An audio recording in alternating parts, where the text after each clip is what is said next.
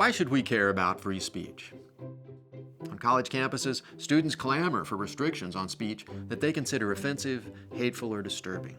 Internationally, countries consider further limiting speech in the wake of violence like that committed by those who object to portrayals of the Prophet Muhammad. In the American media, many commentators question whether such offensive and provocative speech should even be allowed. And why should it?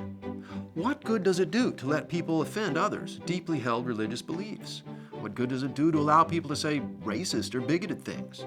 What about homophobic slurs or remarks demeaning towards women or any other nasty, hateful comments that you can imagine? Wouldn't our country be a better place if we shut down that kind of speech? No. Freedom of expression matters precisely because it allows us to voice and hear unpopular and controversial views. You don't have to like offensive speech. In fact, you should feel free to vigorously denounce and criticize speech that you see as wrong. But when people resort to force to prevent or restrict expressions that they disagree with, they undermine the very principles of freedom and tolerance that they claim to defend. When we allow the open expression of hateful opinions, we create opportunities to publicly refute them. The U.S. Supreme Court has upheld the right of neo-Nazis to march through Jewish neighborhoods while expressing acutely offensive and distressing views. But when such ugly demonstrations have taken place, much larger counter-demonstrations have arisen in opposition. The result? Greater awareness about the importance of taking a stand against hate. Allowing offensive speech also matters because it promotes the progress of human understanding.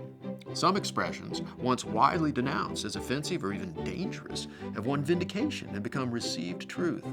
Whether it was scientists like Galileo challenging religious dogma about astronomy, abolitionists calling for the end of slavery, civil rights leaders demanding an end to Jim Crow laws, or gay magazine publishers whose work was labeled obscenity. Speech that authorities once tried to censor has instead contributed immeasurably to our culture.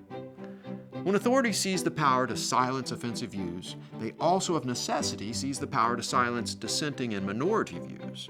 In effect, censors pursue a policy of ignorance by design. That's why smart societies respect freedom of expression, even when, especially when, it causes discomfort and offense.